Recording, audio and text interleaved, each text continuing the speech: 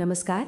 चलिए आज भारतीय पौराणिक कथाओं की एक ऐसी जबरदस्त कहानी सुनते हैं जो शक्ति, भाग्य और साहस के बारे में एक बड़ा सवाल खड़ा करती है।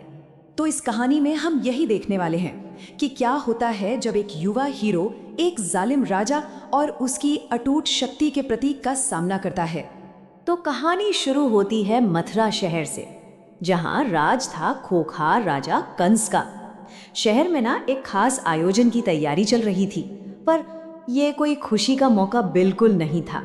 असल में ये कोई खुशी का त्योहार नहीं, बल्कि आप कह सकते हैं कि डर का एक प्रदर्शन था।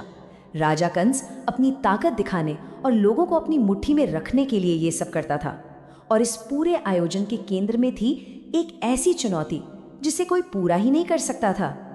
देखिए, ये धनुष सिर्फ एक हथियार नहीं था, ये तो कंस के अटूट, जिसे कोई चैलेंज न कर सके वैसे शासन का सिंबल था।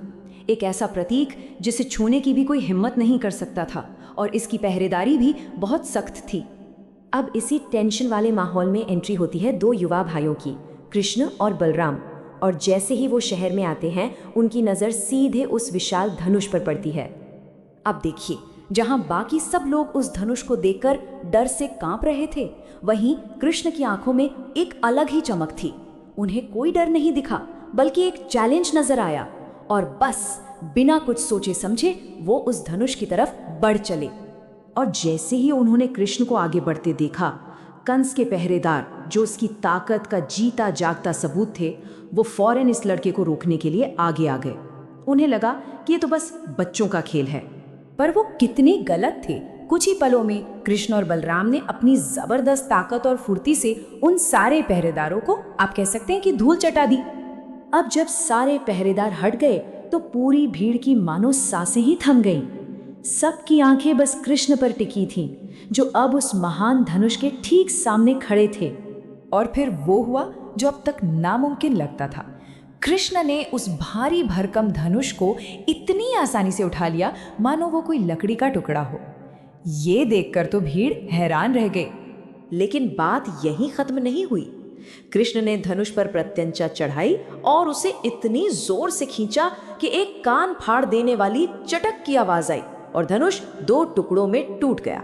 ये जो धनुष टूटने की आवाज थी ना, ये सिर्फ एक शोर नहीं था, ये तो एक ऐसी गड़गड़ाहट थी जो पूरे मथुरा में गूंज उठी, और यहाँ तक कि राजा कंस के महल की दीवारें तक हिल गई।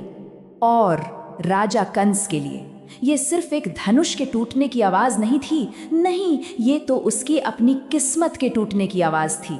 ये उसके अंत की शुरुआत थी। बस उसी एक पल ने कंस के सबसे बड़े डर को सच साबित कर दिया। वो भविष्यवाणी कि देवकी की 8वीं संतान ही उसका काल बनेगी, अब सच हो रही थी। वो बच्चा मथुरा आ चुका था। मतलब पलक झपकते ही पूरी बाजी पलट गई।